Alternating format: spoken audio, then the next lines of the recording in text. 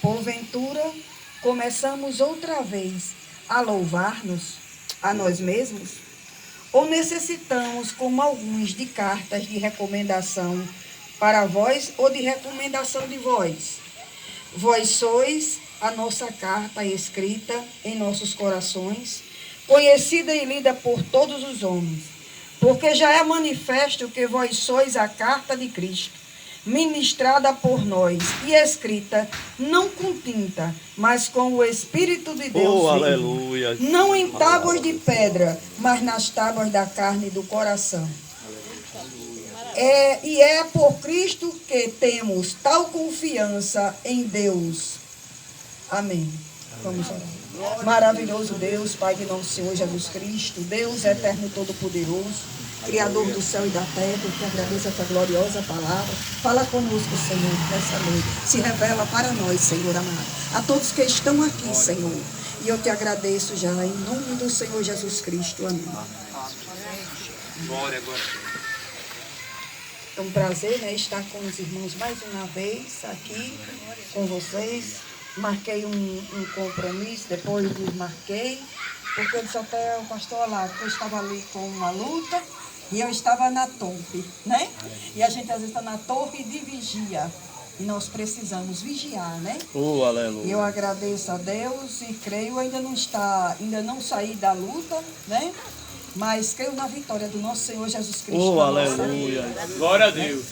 Talvez hoje a palavra seja mais para nós do que lá para fora.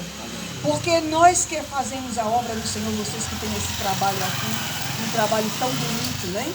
Que muitos não se desprendem para fazer.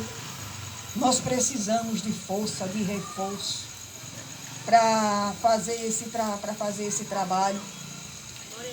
E aqui no livro de 2 Coríntios, uma igreja que foi fundada pelo apóstolo Paulo, muitas vezes aquelas igrejas eram abertas em casa, como estamos aqui, né? Muitas vezes a pessoa não dá valor a um trabalho numa casa dessa, mas a igreja começou desse jeito, né?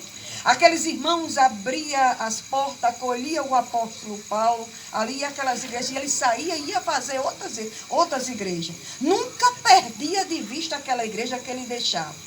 Ele sempre mandava essas cartas para saber, mandavam dizer como era que estavam as igrejas, e ele de lá, muitas vezes, os seus ministros, ele despachava, ensinava, mandava, enviava, e ali ele orientava, era um orientador, né? E essa igreja aqui cresceu, como os irmãos sabem, a igreja de Coríntios. Eu creio que os irmãos estão na escola dominical, sabe? O quanto a igreja cresceu, e depois o apóstolo soube, através de até uma irmã, de uma família, né? Como aquela igreja estava, ela era a igreja que tinha os 9 dons do Espírito, né? Era uma igreja dotada, né? E ali começou a se ensoberbecer a igreja, cresceu, que a gente tem que ter cuidado. Nós temos os dons do Espírito Santo, né? Nós temos as virtudes de Deus, mas não somos nós. É Deus, é a dispensação do Senhor da graça, porque nós temos a benignidade imerecida, que é a graça de Deus que faz com que a gente alcance essas coisas. E ele soube ali daquilo que estava, tinha contenda, tinha divisão, um dizia que era de Paulo, outro era de Apolo, outro dizia que começou a ver os grupos, dividir ali a igreja e a imoralidade, porque às vezes a pessoa cresce e acha que não precisa mais admoestar, exortar, a igreja não precisa mais de nada, e precisava, e tinha coisas ali dentro daquela igreja que precisava ser retirada, e eles não retiravam, e ele soube dali, né? Ele envia Timóteo com a carta ali, mas ali não consegue muito não, e até o próprio volta, deixa Éfeso, que é outra igreja que ele já está lá, e vem, né? E esta carta aqui, Luiz, é o seguinte: quantas vezes nesse nosso apostolado ele é colocado em dúvida, né? Você diz, eu já cresci, eu já fiz isso, eu já sou aquilo, Mas ele vai e diz que ele vai e passa o inverno. Vem passar o inverno.